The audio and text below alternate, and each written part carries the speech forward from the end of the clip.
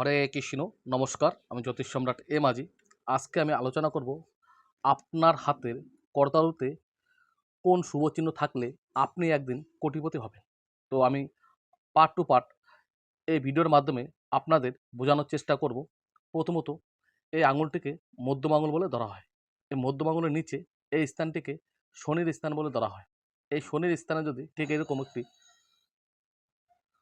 মৎস্য চিহ্ন অঙ্কিত হয়, ঠিক এরকম, তাহলে ওই জাতক বা জাতিকা ৩৫ বছর পর থেকে প্রচুর অর্থ উপার্জন করে এবং কোনো এক সময় সে কোটিপতি হয়ে যায়।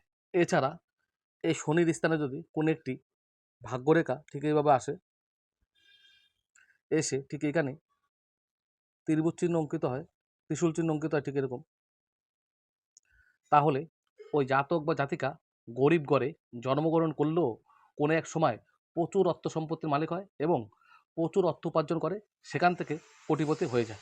এছাড়া কারো ভাগ্যরেখা যদি ঠিক এইভাবে চন্দ্রের স্থান থেকে এসে শনি পর্বতে গমন করে, ঠিক এরকম সুন্দর সুগঠিত লালচে মাংসালু যদি কেটে না দেয়, তাহলে সেই ব্যক্তি যে কোনো কর্মে সহজেই সফলতা লাভ করে এবং সেখান থেকে প্রচুর অর্থ উপার্জন করে এবং নাম যশ খ্যাতিনামা ছড়িয়ে পড়ে এবং সেখান থেকে প্রচুর সম্পত্তির মালিক হয়। এছাড়া এই রেখাটিকে মস্তক রেখা বা শিরোরেখা বলা হয়। এই রেখাটিকে ভাগ্যরেখা বলা হয়। এই দুটি রেখা মিলে যদি ঠিক এরকম একটি ত্রিভুজ চিহ্ন অঙ্কিত হয়, এই ত্রিভুজ চিহ্নটিকে মানি ট্যাঙ্গেল বলে ধরা হয়। এই রকম যদি কোনো জাতক বা জাতিকার হাতে মানি ট্যাঙ্গেল থাকে, তাহলে সেই জাতক বা জাতিকার গুপ্ত সম্পদ থাকে, তা না হলে একসময় প্রচুর অর্থ উপার্জন করে থাকে, সেখান থেকে তার প্রচুর অর্থ সম্পত্তি মালিক হয়ে থাকে। এছাড়া এই রেখাটিকে হৃদয় রেখা বা হার্ডলাইন বলা হয়। এই রেখাটিকে মস্তক রেখা বা শিরোরেখা বলা হয়। এই রেখাটিকে ভাগ্যরেখা বলা হয়। এই রেখা মিলে হৃদয় রেখার সাথে মস্তক রেখা টাচ করে ভাগ্যরেখার সাথে যদি এরকম একটি চিহ্ন অঙ্কিত হয়, তাহলে সেই জাতক বা জাতিকা অগ্রিম বার্তা বলে দিতে পারে, যে কোনো কাজের অগ্রিম বার্তা বলে দিতে পারে এবং সে ব্যক্তির ঐশ্বরিক ভগবানের দান থাকে এবং সেই ব্যক্তি একসময় প্রচুর অর্থ সম্পত্তি উপার্জন করে এবং সেখান থেকে কোটিপতি হয়ে যায়। এছাড়া এই মণিবন্ধন স্থানে যদি ঠিক এরকম একটি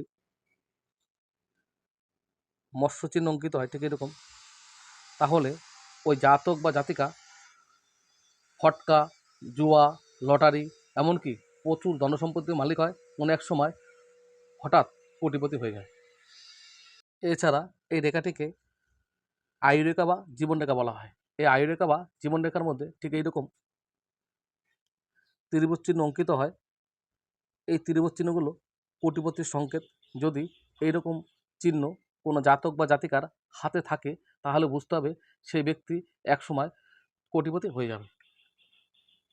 এছাড়া এই রেখাটিকে মস্তক রেখা বা শিরোরেখা বলা হয়। এই রেখাটিকে, এই মস্তক রেখা বা শিরোরেখার মধ্যে যদি ঠিক এইরকম ত্রিভুজ চিহ্ন থাকে, ঠিক এইরকম থাকে, তাহলে যতগুলো ত্রিভুজ চিহ্ন থাকবে সেই জাতক বা জাতিকার ততগুলি ভূ সম্পত্তির মালিক হবে। যদি একটি থাকে একটি, দুটি থাকলে দুটি, তিনটি থাকলে তিনটি, চারটি থাকলে চারটি।